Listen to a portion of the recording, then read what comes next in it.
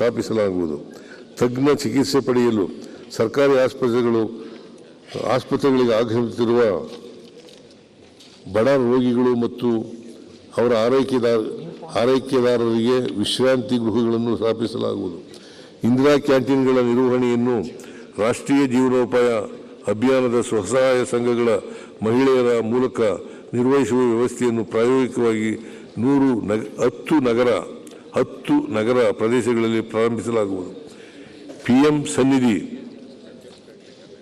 ಯೋಜನೆಯಡಿ ಸಾಲದ ಗರಿಷ್ಠ ಮಿತಿಯನ್ನು ತಲುಪಿರುವ ಬೀದಿ ಬದಿ ವ್ಯಾಪಾರಿಗಳು ತಮ್ಮ ವ್ಯಾಪಾರ ವಹಿವಾಟನ್ನು ವಿಸ್ತರಿಸಲು 1 ಲಕ್ಷದವರೆಗಿನ ಸಾಲ ಪಡೆದಲ್ಲಿ 8% ಬಡ್ಡಿ ಸಹಾಯಧನವನ್ನು ಸರ್ಕಾರದಿಂದ ನೀಡಲಾಗುವುದು.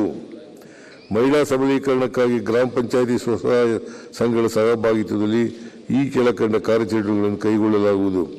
ಜಿಲ್ಲಾ ಮತ್ತು ತಾಲೂಕು ಪಂಚಾಯಿತಿ ಕಚೇರಿ ಆವರಣಗಳಲ್ಲಿ ಅಕ್ಕ ಕೆಫೆ ಮತ್ತು ಕ್ಯಾಂಟೀನ್ ಸ್ಥಾಪಿಸಲಾಗುವುದು. ಪ್ರತಿ ತಾಲೂಕಿನಲ್ಲಿ ಒಂದು ಸಮಗ್ರ ಕೃಷಿ ಕ್ಲಸ್ಟರ್ ಅಭಿವೃದ್ಧಿಪಡಿಸಲಾಗುವುದು. ಶಾಲೆ, ಅಂಗನವಾಡಿ ಮತ್ತು ವಸತಿ ನಿಲಯಗಳಿಗೆ ಮೊಟ್ಟೆ ಮತ್ತು ತರಕಾರಿ ಪೂರೈಸಲು ಸ್ವಸಹಾಯ ಸಂಘಗಳ ಕಿರು ಉದ್ಯಮಗಳನ್ನು ಪ್ರೋತ್ಸಾಹಿಸಲಾಗುವುದು. ಸ್ವಸಹಾಯ ಸಂಘಗಳ ಮೂಲಕ ಪ್ರತಿ ಜಿಲ್ಲೆಯಲ್ಲಿ ಒಂದು ಸಮುದಾಯ ಪ್ರವಾಸಿ ಯೋಜನೆಯನ್ನು ಅನುಷ್ಠಾನ ಮಾಡಲಾಗುವುದು. ಬೆಂಗಳೂರು, ಕಲಬುರಗಿ, ಮಂಗಳೂರು ಮತ್ತು ಬೆಳಗಾವಿ KGTTIಗಳಲ್ಲಿ 10 ಕೋಟಿ ರು ವೆಚ್ಚದಲ್ಲಿ ಇಂಡಸ್ಟ್ರಿ 4ಗೆ ಅನುಗುಣವಾಗಿ ಹೊಸ ತಂತ್ರಜ್ಞಾನ ಆಧಾರಿತ ಪಠ್ಯಕ್ರಮದೊಂದಿಗೆ ಹೊಸ ಪ್ರಯೋಗಗಳನ್ನು ಸ್ಥಾಪಿಸಲಾಗುವುದು.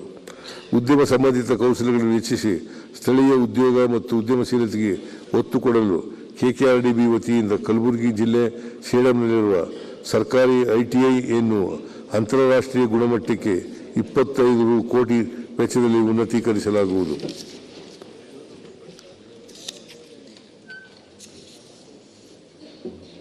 ಕಳೆದ ಸಾಲಿನ ಆಯವ್ಯಯದಲ್ಲಿ ಘೋಷಿಸಲಾದ ಕಲಬುರಗಿ GTTC ಬಹು ಕೌಶಲ್ಯ ಅಭಿವೃದ್ಧಿ ಕೇಂದ್ರಕ್ಕೆ 60 ಕೋಟಿ ರು ಹಾಗೂ ಕೊಪ್ಪಳದ ತಳಕಲ್ಲಲ್ಲಿರುವ ಕೇಂದ್ರಕ್ಕೆ 90 ಕೋಟಿ ರೂಪಾಯಿ ಅನ್ನು KKRDB ವತಿಯಿಂದ ಒದಗಿಸಲಾಗಿತ್ತು.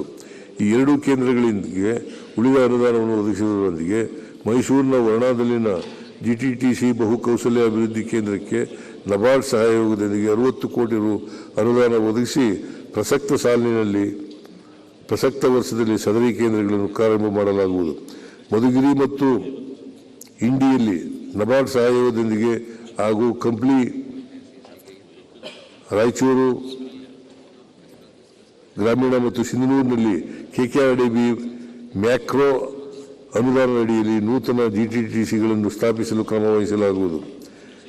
GIZ ಸಹಕಾರದೊಂದಿಗೆ GTTCಯಲ್ಲಿ ವ್ಯಾಸಂಗ ಮಾಡುತ್ತಿರುವ ವಿದ್ಯಾರ್ಥಿಗಳಿಗೆ ಜರ್ಮನಿ ಮತ್ತು ಇತರೆ ಯುರೋಪಿಯನ್ ದೇಶಗಳಿಂದ ಲಭ್ಯವಿರುವ ಉದ್ಯೋಗಾವಕಾಶಗಳ ಪೂರ್ಣ ಉಪಯೋಗ ಪಡೆಯಲು ವಿವಿಧ ಕಾರ್ಯಕ್ರಮಗಳನ್ನು ರೂಪಿಸಲಾಗುವುದು.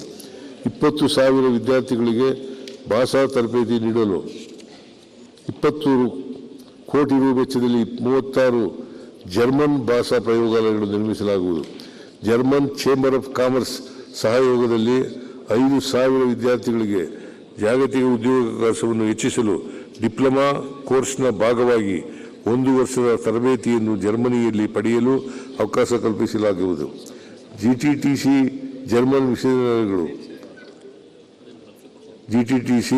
ವಿಶ್ವವಿದ್ಯಾಲಯಗಳು ಮತ್ತು ಉದ್ಯಮಗಳ ಸಹಯೋಗದೊಂದಿಗೆ ಜರ್ಮನಿಯ ಡ್ಯುಯಲ್ ಎಜುಕೇಷನ್ ಮಾದರಿಯಲ್ಲಿ BE ಕಾರ್ಯಕ್ರಮಗಳನ್ನು ಪ್ರಾರಂಭಿಸಲಾಗುವುದು. ಆಡಳಿತದಲ್ಲಿ ಸುಧಾರಣೆ ತರುವ ನಿಟ್ಟಿನಲ್ಲಿ ಕೌಶಲ್ಯಾಭಿವೃದ್ಧಿ ಇಲಾಖೆಯ ಅಧಿಕಾರಿ ಹಾಗೂ ಸಿಬ್ಬಂದಿ ವರ್ಗಾವಣೆಯನ್ನು ಆನ್ಲೈನ್ ಕೌನ್ಸಿಲಿಂಗ್ ಮೂಲಕ ನಿರ್ವಹಿಸಲಾಗುವುದು.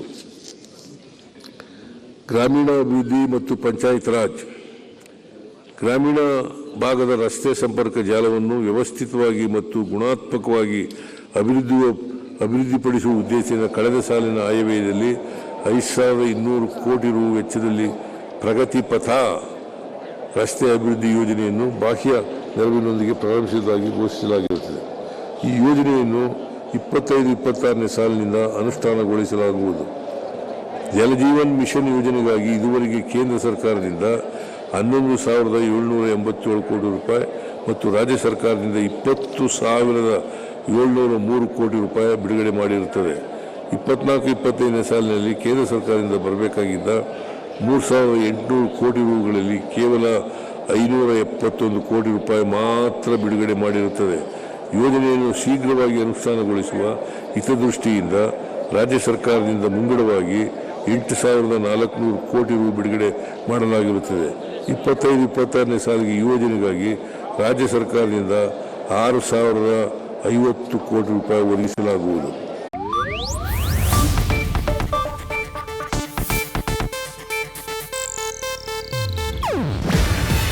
ಇದು ಏಷ್ಯಾನೆಟ್ ನ್ಯೂಸ್ ನೆಟ್ವರ್ಕ್ ಪ್ರಸ್ತುತಿ.